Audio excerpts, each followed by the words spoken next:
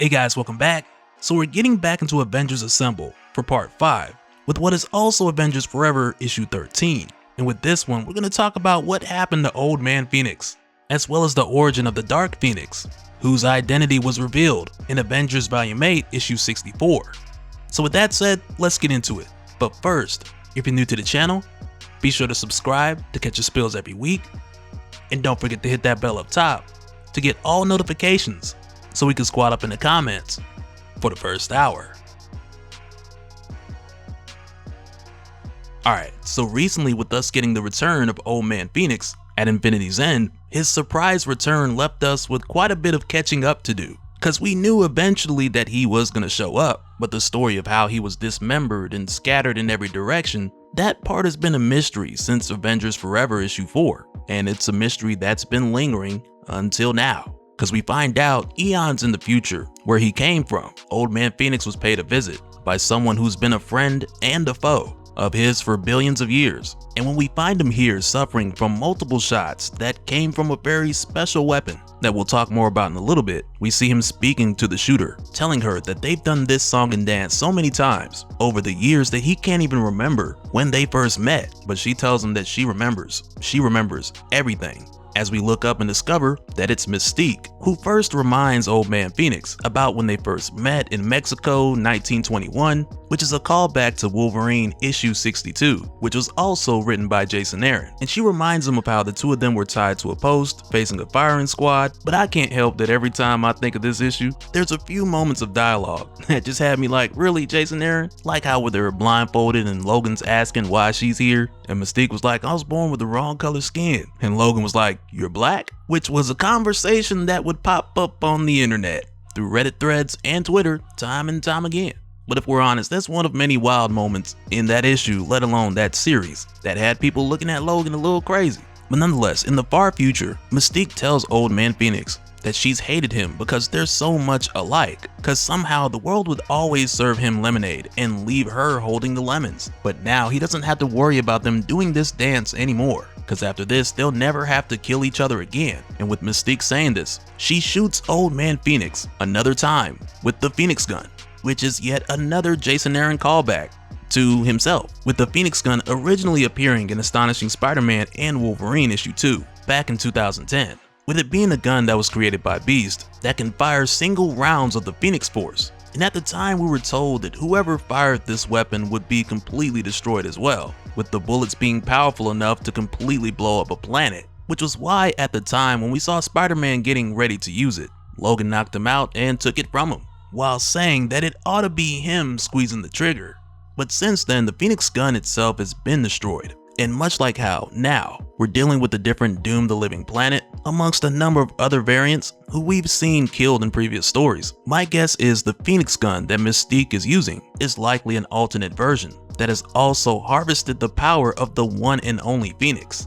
And that's just my guess, cause Jason Aaron doesn't spend too much time explaining every little detail here, cause we're just giving a recap of what really could have been its own standalone tie-in issue. But as we're told here with narration that's given by Elsif, one of the granddaughters of old King Thor, it was here in a place beyond the far shore, beyond the confines of space and time, where a new Phoenix rose from the blood of the old and turned the white hot room red, that Mystique sent Logan's parts and pieces flying in every direction like a hail of blood spewing comets. And with Raven taking the Phoenix Force from Old Man Phoenix, this began her journey as the Dark Phoenix. But in the far future, with the pieces and parts of Logan flying everywhere, one of these pieces flew all the way into Avengers Forever issue 4, landing in New Midgard, nearby the Goddesses of Thunder, where at this time, with the help of Mjolnir, they went on a search for the other pieces of Old Man Phoenix, which sent them on their own adventure. But most of what happened with them along the way, it's not covered in this event, and I guess it's because this event is busy enough as is, so for that reason it makes sense. But along their way, gathering the many parts and pieces of Old Man Phoenix, they collected different Mjolnirs from across the multiverse that were each left abandoned by fallen Thors. But as the sisters went along their way collecting these pieces, some were easier to collect than others. Like for example, the right hand that just landed in New Midgard, that was easy. Logan's head, not so much. with them finding it in the possession of a Mangog who didn't want to let it go. But nonetheless, the sisters found every last piece and part, allowing them to stitch Old Man Phoenix back together. And as soon as this was done, Logan told them that they needed to make their way to the God Quarry at Infinity's End, which from here is what connects their story with what we saw in Avengers Forever issue 12. And come to find out, their arrival to this battle, it turns the tables in a huge way. And not only because they're bringing a Phoenix Wolverine to the fight, cause I mean, don't take me wrong, the guy's no slouch. But in addition to him parting Mephistos like the Red Sea, the Goddesses of Thunder followed this up by unleashing all the hammers that they'd found from across the multiverse, causing it to rain down Mjolnirs, with each and every one of these hammers seeking out a Mephisto. And when this happens, I just think it's kind of funny that one of these hammers just happens to have an Xbox looking logo on top of it, like they thought nobody was gonna notice, but we did. But nonetheless, after the hammers come down, most of the Mephistos are taken out, with the exception of the few remaining who just fled. And at first, Thor, the god of fists, he's like, well, we need to go after them and make sure that we hunt down every last one. But one of the Carol Danvers let him know that it could be a trap and that they probably should stay close to the tower, at least until they hear from Avenger Prime. And Old Man Phoenix lets them know that it's not so much the tower that's important here, but instead it's the God Quarry, the bedrock of everything that is. Which is what the Mephistos were truly after, because the tower is just what's protecting the quarry. So from here, Earth 818 Tony Stark tells the others what him, Vision, and Moon Knight saw as far as the Mephistos mining and digging their way deeper into the quarry. So he tells Captain Carter to take a few Steves and go check it out. And as they make their way, Old Man Phoenix is looking at Weapon America like, really? Cause the whole concept, it is ridiculous. But Weapon America just tells him, look who's talking. Cause Phoenix Wolverine, yeah. And also, Thor, the god of fists, he meets the Carol Danvers, who jumped out of the pit. And you can tell the two of them were kind of having an awkward moment introducing themselves, cause it's like, well, what do you do? Well, I jumped out of a pit. Well, what do you do? I punched my hammer. And it's kind of like, yeah, without the context, it sounds a bit underwhelming. But just after this, Robbie Reyes, he radios out to the heroes from the tower, telling them that all sorts of alarms up there are going crazy. And right away just outside, a huge shadow casts over all the heroes as Tony tells Robbie to get out of there now, as they look up and see the arrival of Doom the Living Planet crashing into the Avengers Tower, which now this cranks up the stakes a lot higher than what it was before, cause now the Doom above all, Doom Supreme, is here with an army of Dooms that these guys gotta go up against, which is a lot different than fighting against a bunch of Mephistos who weren't as powerful as they would have been in their own realm.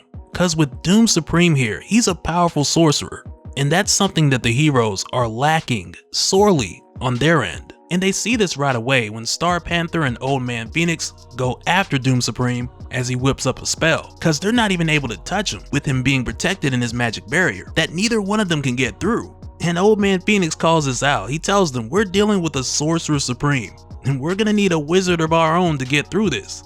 And I mean, he's not wrong. But now with the Mephistos gone, we see the return of Avenger Prime, who was previously occupied with the task of nearly dying at the hand of some Mephistos. And when he gets here, this is the big reveal I was telling you guys about, the one that we already knew the answer to.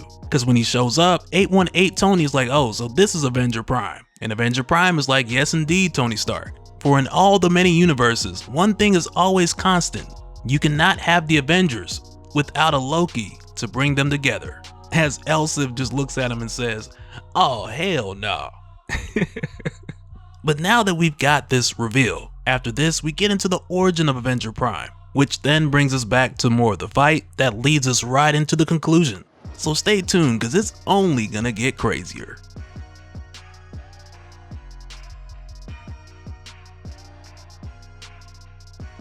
And so now real quick, I want to give a special shout out to all the patrons. Thank you guys for all of your support. And for anyone who's new here who wants more information on how to support the channel, I got a link below where you can go to patreon.com/Dopespill.